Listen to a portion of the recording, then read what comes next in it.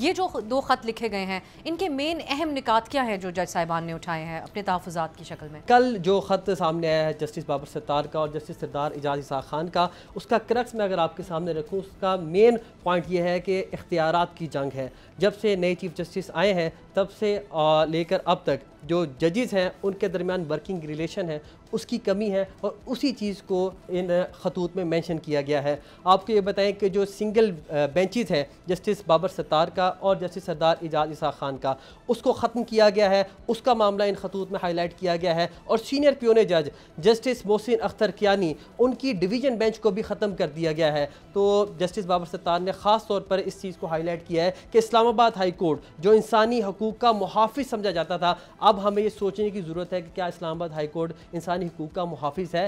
क्या अदलिया पर लोगों का जो एतबार है वो कायम है? और क्या जो मातहत अदलिया है, जो निचली अदलिया है, वो इस्लामाबाद हाई कोर्ट की तरफ जो देखती है कि वो हमें सिक्योर करेगी, वो ख़ुद इस्लामाबाद हाई कोर्ट के जजेस म्यूज़िकल चेयर जो है उसका शिकार हो गए हैं? इख्तियारात की जंग चल रही है।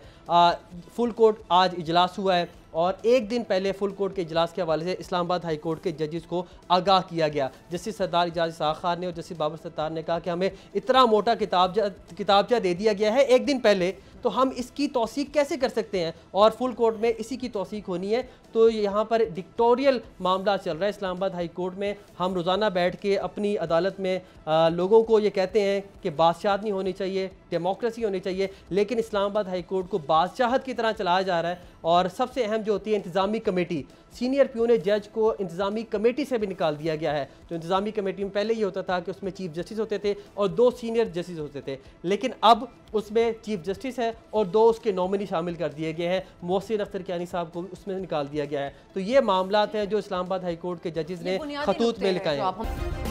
सब्सक्राइब करें और बेल दबाएं ताकि कोई खबर रह न जाए।